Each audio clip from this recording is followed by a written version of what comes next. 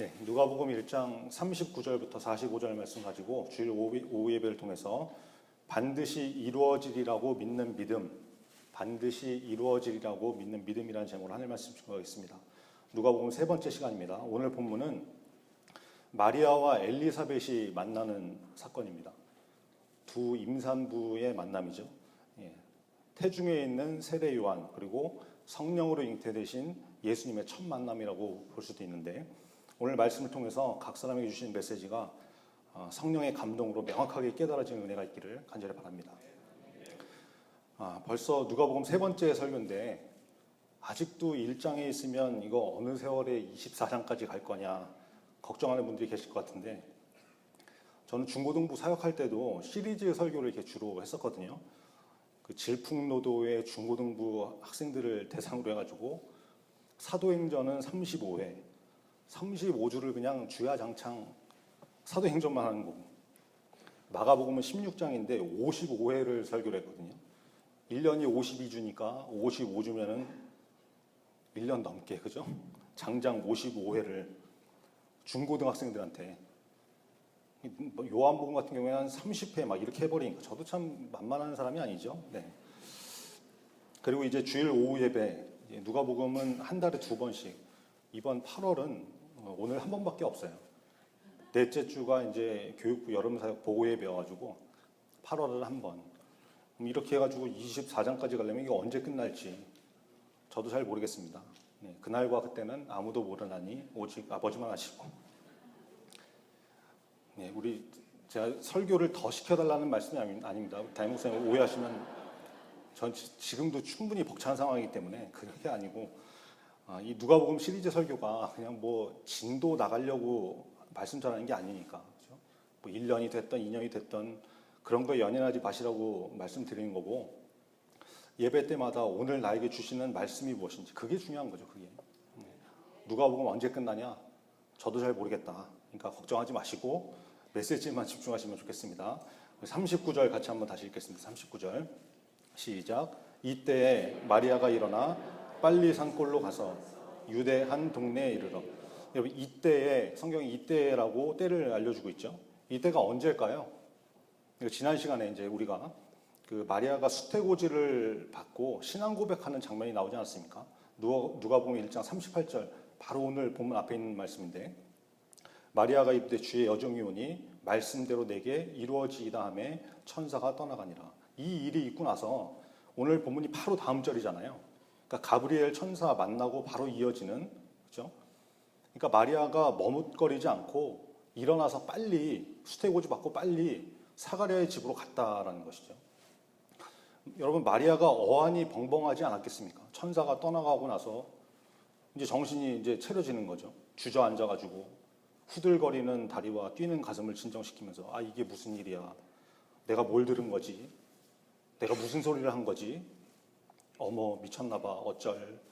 청심환 어디 있어? 이러고 앉아있지 않고 일어나서 빨리 갔다라는 거예요. 일어나서 빨리 갔다. 근데 어떤 성경학자들은 39절 말씀을 해석하면서 마리아가 엘리사벳을 찾아간 게 수태고지가 있은 다음에 즉시 간 게 아니고 뭐 한 1개월 정도 지난 때에 갔을 것이다, 이렇게 추정을 하거든요. 근데 그러면 뭐 성경 표현이 좀 애매하지 않습니까? 이상하지 않습니까? 이때에 이거는 뭐고, 일어나 빨리 이건 또 뭐냔 말이죠. 그렇죠? 그러니까 누가는 왜 마리아가 즉시 엘리사벳에게 간 것처럼 일어나서 빨리라고 표현을 했냐? 성경학자들이 뭐 한 달 정도 있다 갔다 그러면은 이런 질문이 생길 수 있잖아요. 그 질문에 대해서 성경학자들은 또 이렇게 얘기하죠. 누가가 그렇게 기록한 것은 천사의 메시지에 대한 마리아의 순종을 강조하고자 했기 때문일 것이다, 이런 소리를 하거든요. 무슨 말인지 잘 모르겠는데 하여튼 저명한 성경학자들 해석이니까 뭐 나름대로 어떤 근거와 논리가 있으니까 그렇게 해석을 했겠지 참고는 하는데, 저는 그런 인간적인 해석보다는 성경이 뭐라고 말씀하는가, 뭐라고 기록되어 있는가, 이게 지금 무슨 요한계시록처럼 묵시록이 아니잖아요. 39절이 뭐 상징과 비유 뭐 이런 걸로 기록된 부분이 아니죠. 그러면 성경을 있는 그대로 받아들이는 것이 우선이다, 저는 그렇게 보거든요. 여러분, 주석은 틀릴 수 있습니다. 그죠? 주석은 참고할 수 있지만 사람이 해석해 놓은 주석이 진리가 아니잖아요. 그러나 성경은 틀릴 수 없습니다. 살아계신 하나님의 말씀입니다. 진리입니다. 디모데후서 3장 16절에 보니까 모든 성경은 하나님의 감동으로 된 것으로 교훈과 책망과 바르게 함과 의로 교육하기에 유익하니, 모든 성경은 하나님의 감동으로 기록된 살아계신 하나님의 말씀이라는 것을 온전히 믿는 저 여러분 되기를 간절히 바랍니다. 그래서 성경이 마리아가 일어나서 빨리 갔다, 그러면 진짜 빨리 간 거예요. 빨리 간 거. 뭐 하루 이틀 지났느니 뭐 한 달 있다 갔느니 이런 소리 할 필요가 없다. 중요한 게 무엇입니까? 마리아가 지체하고 주저앉아서 고민하고 생각 정리하고 이런 게 아니라 일어나서 빨리 갔다. 이게 중요한 것이죠. 여러분, 믿음의 사람은 특징이 순종이 빠른 사람입니다. 순종이 빠른 사람. 창세기 22장에 보면 하나님이 아브라함을 시험하시려고 아들 이삭을 바치라고 명령하신 사건이 나오는데요. 우리 한번 같이 찾아볼까요?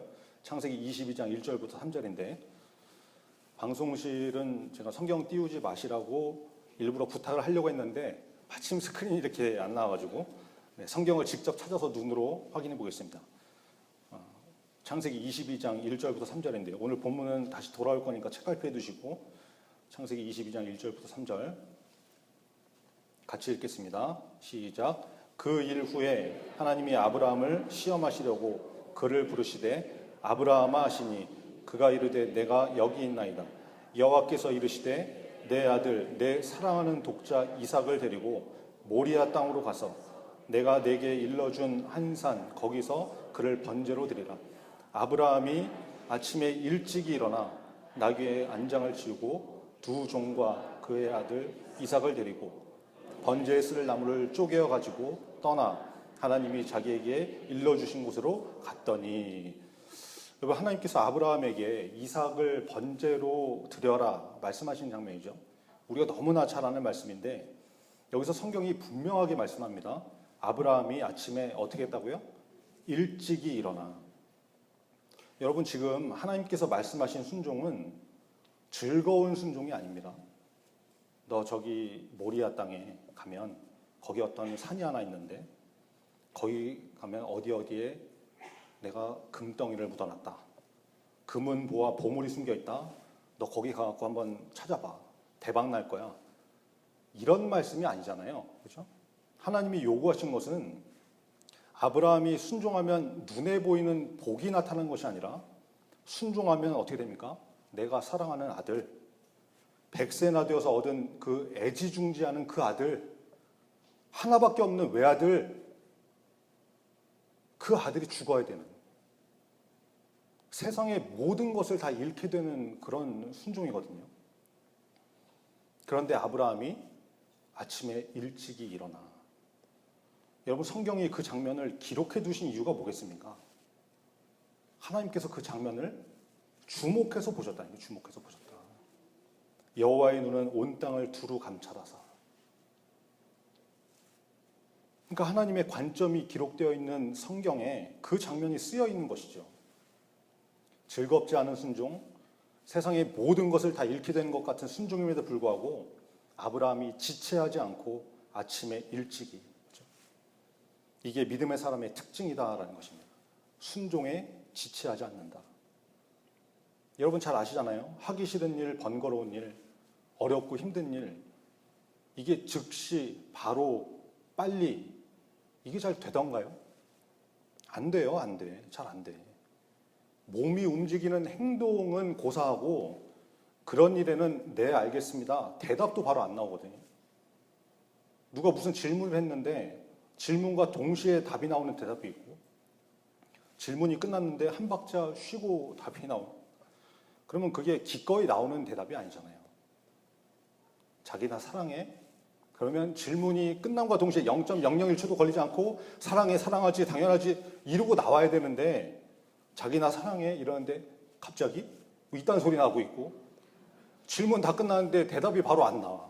한 박자 쉬고 두 박자 쉬고 세 박자 마주 쉬고 하나 둘 셋 이러면은 이게 여러분 뭔지 아시죠? 끝난 거예요. 끝난 거. 이거는 아닌 거잖아요. 마지 못해 나오는 대답이지 않습니까? 그러니까 나는 하나님 말씀 앞에 어떤 속도로 순종하는 사람인가? 5G의 속도냐?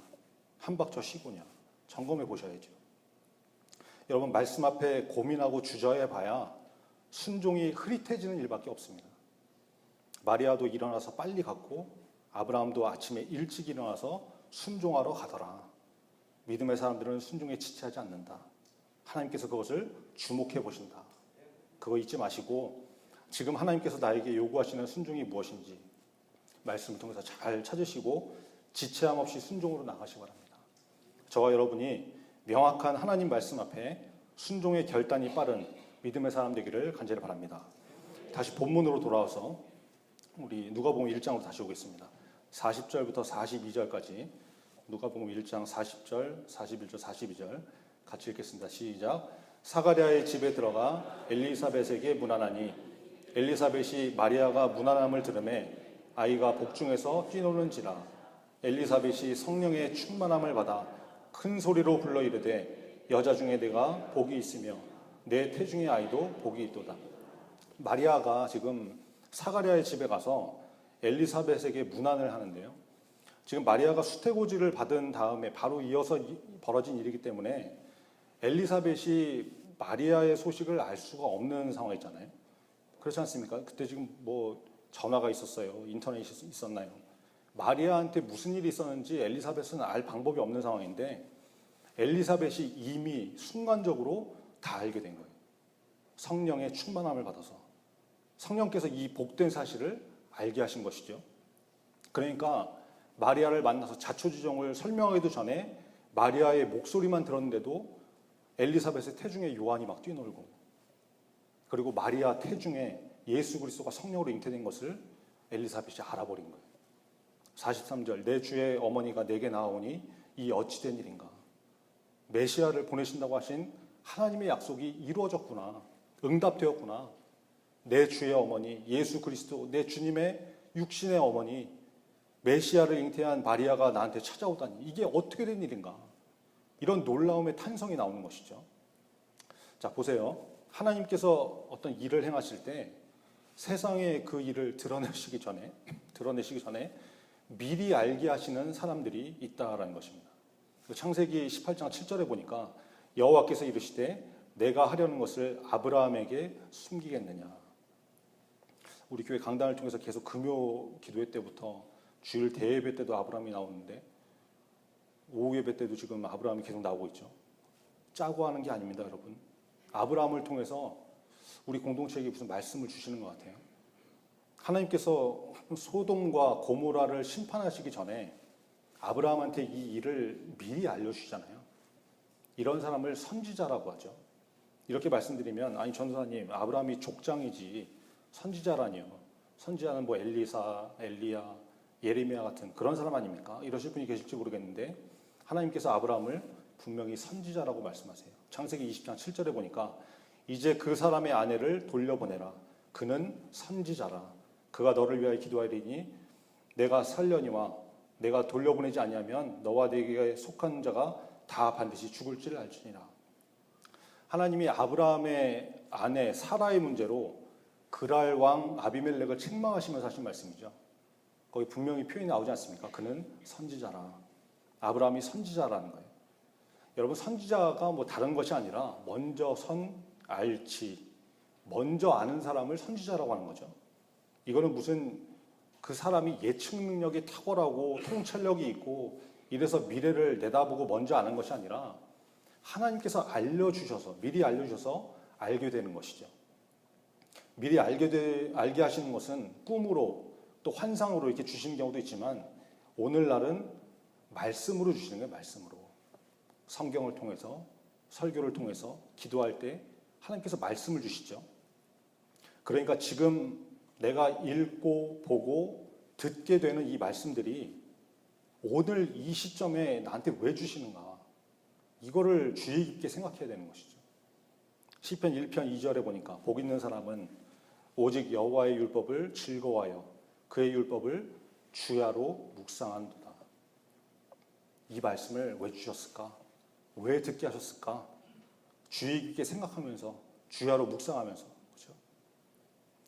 여러분 하나님께서 왜 미리 알게 하시겠습니까? 말씀 붙들고 그대로 살아내라고 알려주시는 거죠. 말씀을 통해서 미리 듣고 일상생활을 하면서 영적 선지자가 되어서 무슨 일이 딱 벌어질 것 같으면 선택의 순간에 하나님께서 뭐라고 말씀하셨었지? 묵상하고 결정하고 행동하고 말하고 이렇게 해야 되는데 한낱 뭐 중요한 결정할 때도 기분 내키는 대로 결정하고 행동할 때도 그냥 내 마음대로 하고 생각나는 대로 말하고 선택의 기준이 말씀이 아니고 돈이 기준이고 당장 눈앞에 보이는 이익이 기준이고 육신의 정욕, 안목의 정욕, 이생의 자랑 이것 따라서 사니까 그러니까 맨날 문제가 터지고 난리가 나고 그러는 거거든요. 저희 집 현관에 날짜별 이렇게 성경 말씀이 있는데 말씀 달력 같은 거 있잖아요. 그 출근할 때 이제 오늘 날짜로 넘기면서 말씀을 읽고 이렇게 문 열고 나가거든요. 근데 어떤 날은 진짜 정확하게 그 말씀이 필요한 날이 있고 어떤 날은 막 출근 때문에 막 그 쫓겨가지고 급하게 나가느라고 날짜만 넘기고 말씀은 그냥 보는 둥 마는 둥 하고 나갔는데 그날따라 회사에서 진짜 별거 아닌 일 뭐 하나 삐끗해가지고 쌩 난리가 나고 문제가 터지고 그래가지고 그냥 하루 종일 심신이 탈탈 털려가지고 지쳐서 이제 딱 집에 들어오는데 들어오면서 이제 한숨 돌리고 보니까 하필이면 오늘 아침에 보는 둥 마는 둥 놓치고 간 그 말씀 한 절이 야 이거 내가 오늘 이 말씀을 묵상하고 마음에 담고 그대로 살았으면 오늘 벌어진 이 난리 버거지는 없었을 텐데 하는 그런 날도 있거든요. 말씀을 통해서 미리 알려주신 것인데 너 오늘 이 말씀 붙들어라. 이 말씀대로 살아라. 근데 흘려보고 대충 보고 정신 안 차리고 그러니까 하루가 엉망이 되고 삶이 어려워지고 그런 거 아니겠습니까? 그래서 여러분 말씀이 중요한 거예요. 말씀으로 미리 알려주시기 때문에 여러분 설교를 그냥 대충 흘려듣지 마시기 바랍니다. 누가복음 시리즈 설교한다고 그러니까 뭐 순서에 따라서 본문이 그냥 정해지고 제목과 핵심 메시지가 그냥 나온 줄 아세요? 여러분 대통령이 어떤 행사에서 축사를 하고 대국민 담화를 하고 연설을 할 때 그럴 때도 대통령 비서실 연설 비서관들이 몇 날 며칠 고심해서 작성하고 확인받고 고치고 얼마나 심도 있게 연설문을 작성해서 얘기를 하는데요. 한 나라의 대통령도 그렇게 연설을 하는데 온 우주 만물을 창조하신 전능하신 하나님이 주님의 몸된 교회에서 말씀이 증거가 되는데 그냥 막 되는 대로 아무 의미 없이 말씀 증거하고 선포되게 두시겠냐 말입니다. 이단 사이비 집단이 아니고서야 그럴 리가 없죠. 그렇게 놔두실 리가 없다. 근데 문제는 뭐예요? 그렇게 증거되는 말씀을 흘려 들으니까 오늘 증거되는 이 말씀이 내 얘기가 아니라고 생각하니까 나하고 상관없는 말씀이라고 생각하니까 의미 없는 것처럼 들리는 것이죠. 여러분 요즘은 유튜브 검색만 하면 명설교들 줄줄 나오지 않습니까? 수려한 언변의 설교 골라 듣다 보니까 그런 설교 많이 들어보시죠? 귀만 커지고 귀만 이만해지고 마음이 교만해지고 아, 저 목사 설교 잘하네. 들을만하네. 유명한 목사님, 대형교회 설교자 그런 설교나 들을만하다고 생각하고 저 같은 무명한 설교자, 새카맣게 어린 설교자 제가 어리다는 게 아니고 또 그런 사람이 있을 수 있잖아요. 아니면 내 기호에 별로 맞지 않는 내가 별로 좋아하지 않는 설교자 이런 사람들 통해서 나오는 말씀은 별거 아니라고 생각하니까 말씀이 안 들리는 것이죠. 트위터라고 SNS가 있는데 요즘은 그 일론 머스크가 인수를 해서 이름이 트위터에서 X로 바뀌었죠. 그러거나 말거나 여러분 전혀 관심이 없겠지만 옛날에 트위터에 이런 글이 올라왔었어요. 몇 년 전 글인데 제가 어제도 검색을 해보니까 지금도 나오더라고요. 그러니까 별로 이렇게 전문을 다 읽어드릴 가치는 없지만 무슨 내용인지 아셔야 이제 이해가 되니까 트위터에 올라온 내용이 이거였어요. 어제 금요 예배 갔다가 설교 중에 동성애 이야기 또 나와서 기도 시작하자마자 나왔는데 울 엄니 반응은 자기 엄마 말하니까요. 울 엄니 반응은 삼손 이야기하다가 왜 동성애에 대해서 뭐라고 해? 삼손이 동성애했어? 제 설교 준비 안 했나 봐. 가자.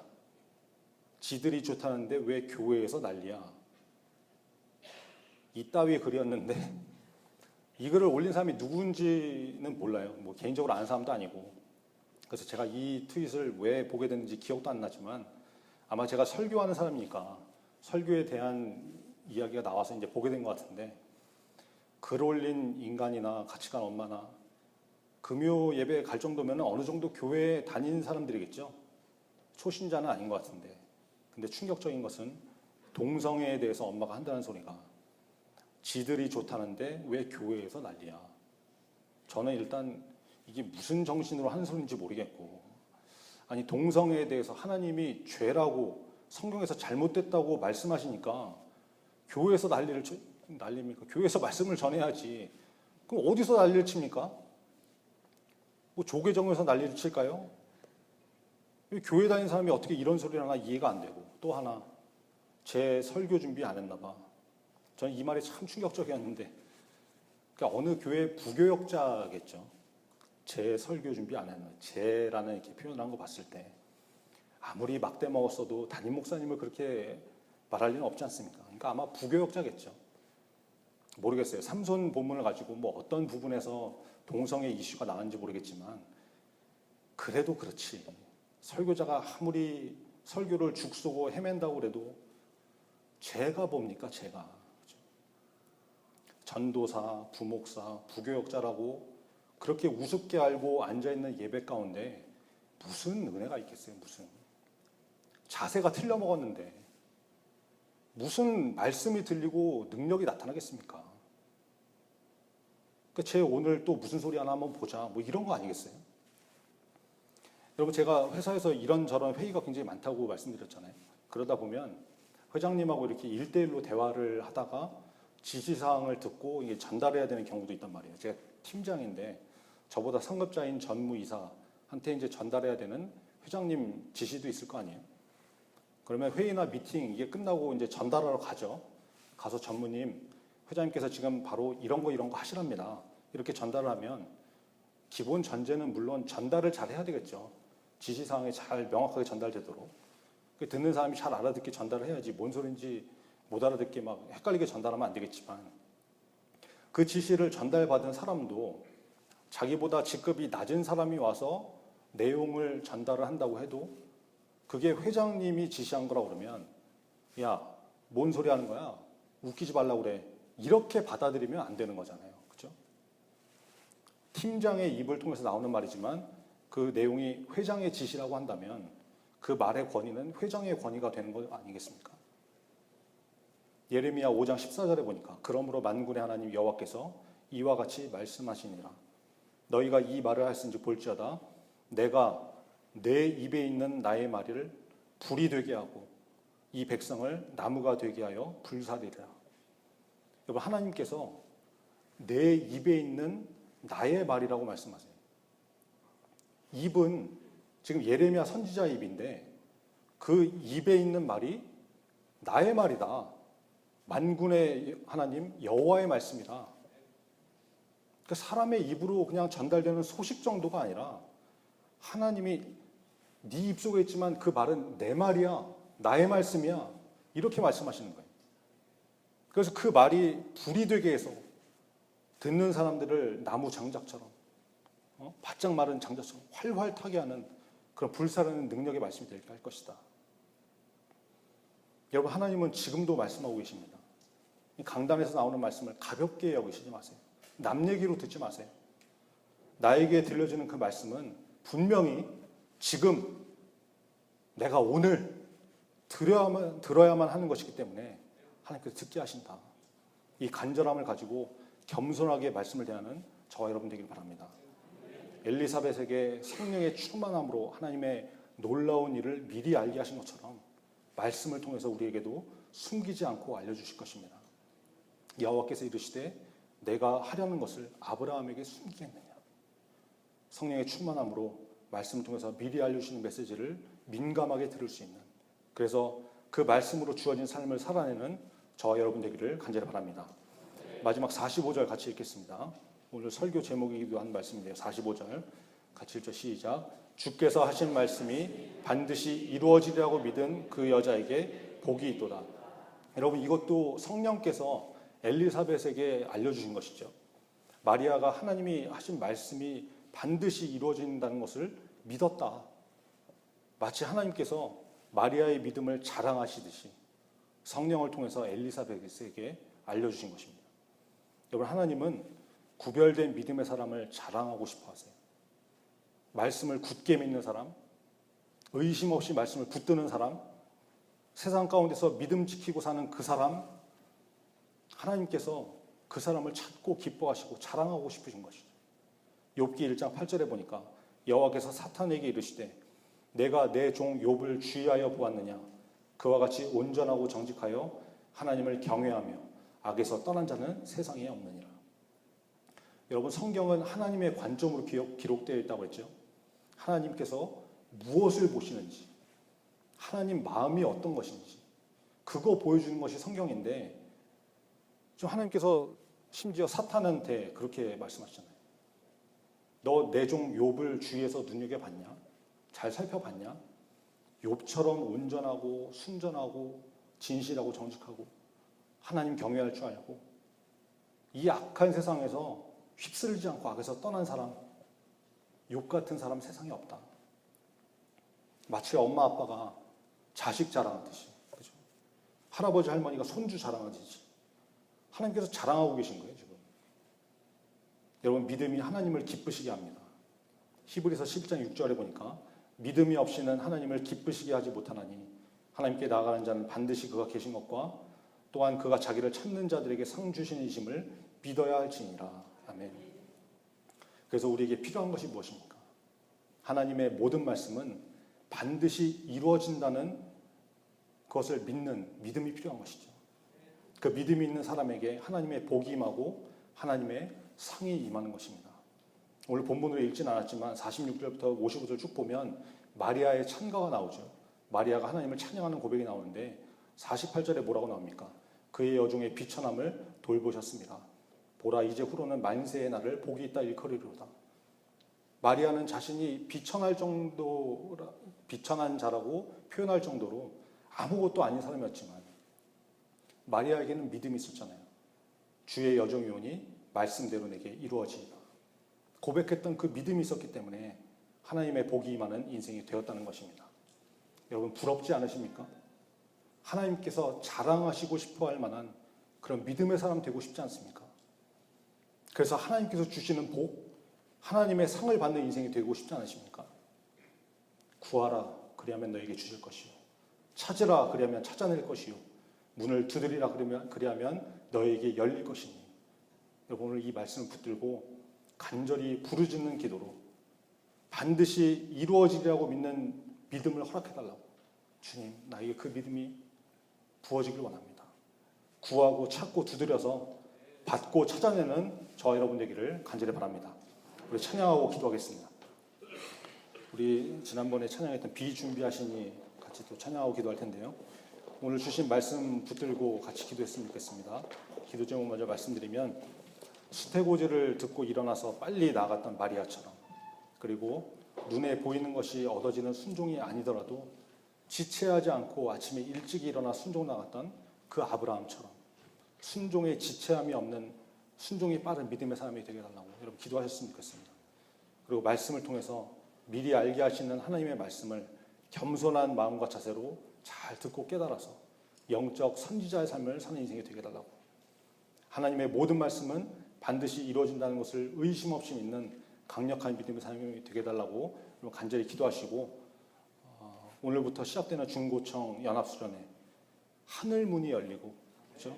성령 충만한 은혜의 시간이 되게 하시고 예수님을 인격적으로 만나는 시간, 특별히 오고 가는 길 또 현장에서 안전을 지켜주셔서 한 사람도 머리털 하나 상하지 않고 돌아오는 그런 은혜를 부어달라고 여러분 간절히 기도하셔야 됩니다. 부르짖고 기도하셔야 됩니다. 또 찬양하고 기도하겠습니다.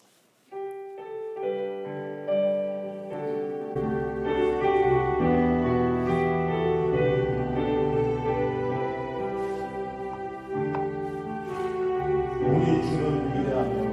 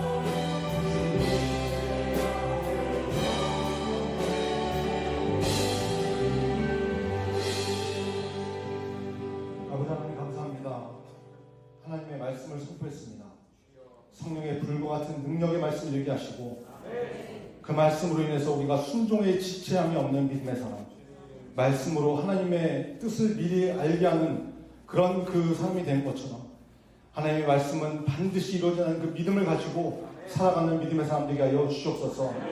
하나님 말씀이 새겨지게 하시고 하나님 말씀을 붙들고 사는 믿음을 허락하셔서 이 세상 가운데 구별된, 그래서 하나님께서 자랑하시고 싶어하는 그런 믿음의 사람 다 되게 하여 주시옵소서. 이제 중고청 연합수련회가 시작됩니다. 하나님 안전을 지켜주시고 성령 충만한 은혜의 시간이 되게 하시고 예수 그리스도를 인격적으로 만나는 은혜의 시간 되게 하여 주시옵소서. 우리 인솔하시는 강도사님과 전사님, 집사님들을 붙잡아 주셔서 영적으로 육적으로 지치지 않도록 새 힘을 부어 주시옵소서. 시련의 장에 하나님 하늘의 문이 열리게 하시고 성령의 은혜가 폭포수처럼 쏟아지는 그런 2박 3일 되게 하여 주시옵소서. 예수 그리스도의 이름으로 기도합니다. 아멘.